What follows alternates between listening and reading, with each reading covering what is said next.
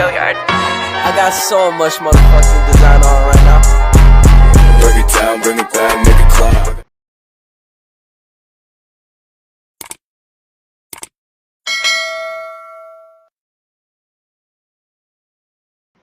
Sejarah jaringan komputer atau computer network dimulai pada tahun 1940 di Amerika. Proyek ini digagas pertama kali oleh proyek pengembangan model di laboratorium Bell dan grup riset dari Universitas Harvard. Proyek jaringan komputer ini dipimpin oleh Profesor Howard Aiken. Jika sekarang jaringan komputer sudah bisa menghubungkan banyak user dan bisa digunakan untuk berbagai keperluan, namun sebenarnya tujuan proyek jaringan komputer jauh lebih sederhana daripada itu. Tujuan awal proyek jaringan komputer sebenarnya adalah agar suatu perangkat sistem komputer bisa digunakan bersama-sama. Saat itu, harga komputer sangatlah mahal, sehingga belum bisa dipakai oleh banyak orang. Pada tahun 1950, sejarah jaringan komputer mulai memasuki era pengembangan. 10 tahun setelah proyek jaringan komputer dimulai, sistem jaringan komputer menjadi semakin lebih baik. Perkembangan jaringan komputer ditandai dengan berkembangnya superkomputer. Di zaman ini, sebuah superkomputer dituntut untuk melayani dan menjalankan program dari beberapa terminal. Hal inilah yang melatar belakangi diciptakannya sebuah sistem yang dikenal dengan TSS atau Time Sharing System. TSS adalah sebuah konsep distribusi proses berdasarkan waktu. Sistem TSS inilah yang akan melatar belakangi hadirnya network atau jaringan yang kita kenal saat ini. Sistem ini memungkinkan salah satu komputer bertindak sebagai server atau host yang biasa diakses melalui terminal, workstation, atau klien yang tersedia dalam waktu bersamaan. Setelah proses TSS ini mulai berkembang, tepatnya pada 1970, sistem jaringan komputer yang baru mulai dikembangkan. Pada tahun 1970, pengembangan sistem jaringan komputer yang baru mulai dilakukan dengan melahirkan proses distribusi atau disebut dengan distribution processing. Latar belakang dari proses ini adalah karena beban pekerjaan yang ditanggung sebuah komputer semakin banyak. Sementara itu, di sisi lain, komponen dan harga komputer semakin mahal.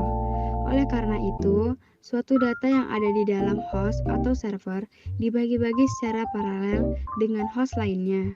Dengan proses ini, sebuah host atau server dapat mengolah data dan melayani banyak terminal dengan lebih optimal. Pada tahun 1972, Roy Tomlinson berhasil mengembangkan sistem surat elektronik atau email.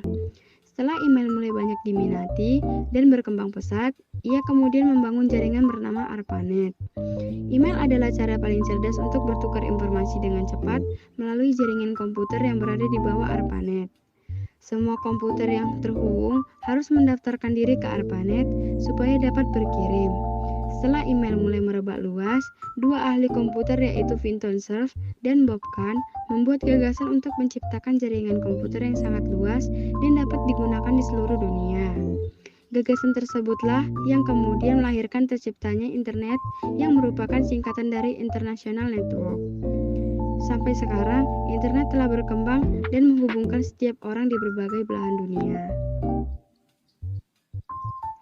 Pada tahun 1980, jaringan komputer yang semakin berkembang dan semakin banyak peminatnya merupakan cikal bakal lahirnya suatu protokol resmi internet yang bernama TCP atau Transmission Control Protocol, atau juga dikenal dengan istilah IP, Internet Protocol. Protokol tersebut memungkinkan beberapa komputer bisa saling terhubung ke dalam suatu jaringan internasional yang menghubungkan banyak user di seluruh dunia. Pada tahun 1984, kemudian diperkenalkan sistem domain. Sistem ini dapat menyeragamkan alamat-alamat yang berada di dalam jaringan yang sama. Domain kemudian disebut dengan DNS atau Domain Name System. Di dalam satu DNS, terdapat beberapa alamat berbeda yang bisa dikunjungi oleh banyak orang jika terhubung ke dalam jaringan internet.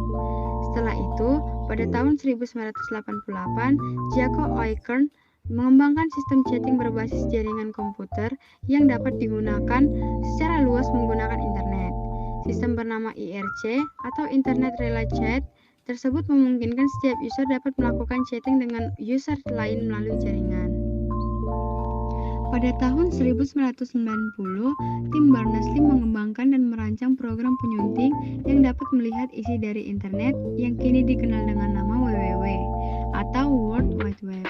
Pengembangan WWW membuat antar komputer dapat melakukan penjelajahan dan memberikan akses bagi sesama komputer untuk membentuk suatu jaringan. Pada tahun 1992, penggunaan jaringan komputer dapat terhubung dengan lebih dari 1 juta komputer. Pada saat WWW berkembang, user sudah bisa berbelanja online melalui situs e-commerce. Selain itu, Yahoo mulai berdiri sebagai situs pencarian ternama di dunia. Selain situs pencarian juga, mulai muncul penggunaan Netscape Navigator yang dikenal dengan nama browser. Browser adalah alat yang digunakan untuk mengakses beberapa situs.